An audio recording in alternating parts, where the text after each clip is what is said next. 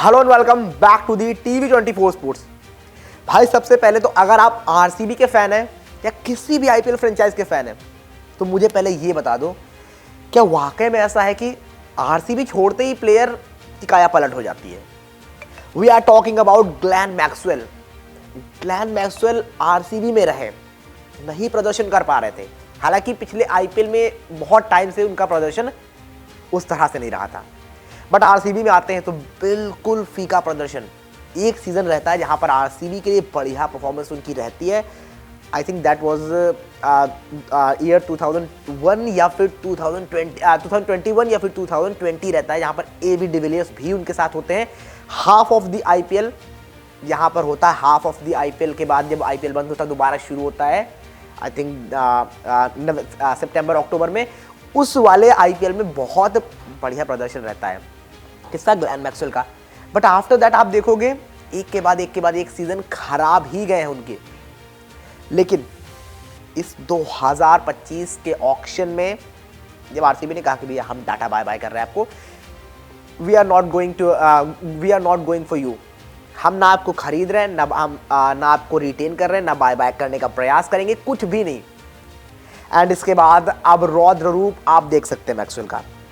Big bash खेल रहे हैं, बिग बैश में 8 इनिंग्स खेली है, 194 के ऊपर का स्ट्राइक रेट है, 59 के ऊपर की एवरेज है, and he score 297 runs in just 8 innings of 8 match. Can you believe it? ये वही मैक्सवेल है जो नहीं चल पा रहे थे आरसीबी में, परफॉर्मेंसेस आ ही नहीं रही थी, बट ये 194 के स्ट्राइक रेट के साथ खेल रहे हैं जहां पर बाउंड्रीज बड़ी है। आईपीएल में तो boundaries if you compare than Australia अच्छी खासी छोटी होती है, वहां पे 194 का स्ट्राइक रेट, बट यहां पर चीजें उस तरह से नजर आई नहीं है अब तक। तो ये पूरी की पूरी कहानी रही है, एंड 1-2 मैच की कहानी नहीं है, ये पूरे स्टैट्स मैंने आपको बताए। अब मैं अगर आपको ले चलता हूँ लास्ट मैच की तरफ, जहां पर मैक्सवेल का भैया तूफान आया। तो मैक्सवेल करते क्या है?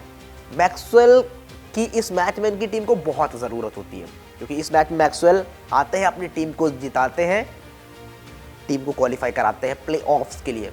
वो भी किसके अगेंस्ट?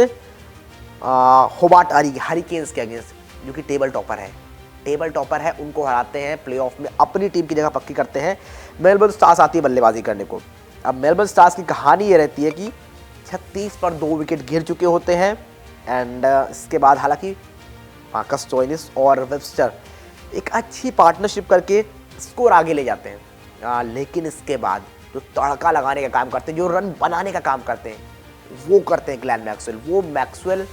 वो पावर हाउस लेके आते हैं। दैट्स द रीज़न कि उनको बिग शो कहा जाता है, कि बिग शो वाली वो काबिलियत है उनमें। तो उस तरह का प्रदर्शन, 32 गेंदें 76 रन, 5 चौके 6 छक्के, इस तरह की कुछ बल्लेबाजी की है ग्लेन मैक्सवेल ने इस इनिंग में। 237 का स्ट्राइक रेट, एंड आखिरी में जो उनका साथ देते हैं हेल्टन कार्टराइट, 13 रन वो बनाते हैं 6 गेंदों पर 1 चौका 1 छक्का, और टीम को भैया 200 पार कर जाते हैं। 219 टीम बना जाती है और ऑलमोस्ट मैच वहीं पर जीत लेते हैं। हालांकि शुरुआत में अगर आप देखोगे कुछ अटैक्स करने का प्रयास करते हैं माइकल ओवन होबार्ट हरिकेन्स की ओर से, लगता है क्या मैच क्लोज जा सकता है, लेकिन दूसरे छोर पर लगातार विकेट गिर रहे होते हैं। कभी लगता नहीं है कि मैच में टीम आ पाएगी। नेथन एलिस आखिरी में 40 ज़रूर तेज तर्रार बनाते हैं, बीच में 20-20 रन की 25 रन की कॉन्ट्रीब्यूशंस आपको वहाँ पर भी दिखती है, बट अल्टीमेट कहानी रहती है कि यार मैच आप हार गए हो। बट इस मैच के अलावा हम बात कर रहे थे मैक्सवेल पर। भाई क्या है ऐसा मैक्सवेल में?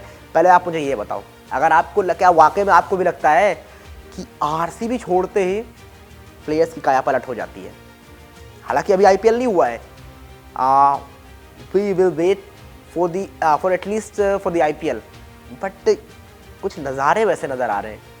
सडनली टीम ने रिलीज़ किया, सडनली इतनी बेहतर परफॉर्मेंसेस, 59 के ऊपर की average in T20 cricket, number 4-5 पर बल्लेबाजी करने वो खिलाड़ी आ रहा है, उसकी एवरेज 297 रन, ऑलमोस्ट 200 का स्ट्राइक रेट, हर चीज़ को टिक कर रहे हैं। Strike rate, batting average, batting और एवरेज रन रेट, मतलब हर चीज़ को टू द पॉइंट लेकर चल रहे हैं Glenn Maxwell as of now अपनी टीम के लिए।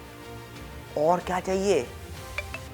But why not IPL and why not for the RCB fans कह रहे होंगे भाई क्या किया आपने, हमने आपको करोड़ों दिए, लगातार मौके दिए, बट परफॉर्मेंस आप नहीं कर पाए। एंड ये है कहानी, परफॉर्मेंसेस नहीं आई है उनकी। बट अभी जब आप इस बिग बैश लीग को देख रहे हो तो एक अलग मैक्सवेल नजर आ रहे हैं, अलग इन द सेंस जो मैक्सवेल है वो मैक्सवेल नजर आ रहे हैं। लेकिन जब आप इनको देखते हो कहां पर, IPL में आरसीबी के लिए, तब एक अलग मैक्सवेल नजर आते हैं। ये तो वो मैक्सवेल है जिनको हम जानते हैं, जिनको बिग शो कहते हैं। But if you talk about IPL and if you talk about for the RCB, Maxwell की सर्विसेज, डिफरेंट मैक्सवेल नजर आते हैं। वो मैक्सवेल नजर नहीं आते जिन पर टीमें दांव खेलती, जिन पर टीमें पैसा लगाती। बट क्या ये उनका गो टू सीजन हो सकता है? बिकॉज पैसे ज़्यादा नहीं मिले हैं, पैसे मिले नहीं है ज़्यादा, तो क्या वो प्रेशर नहीं होगा पैसों का?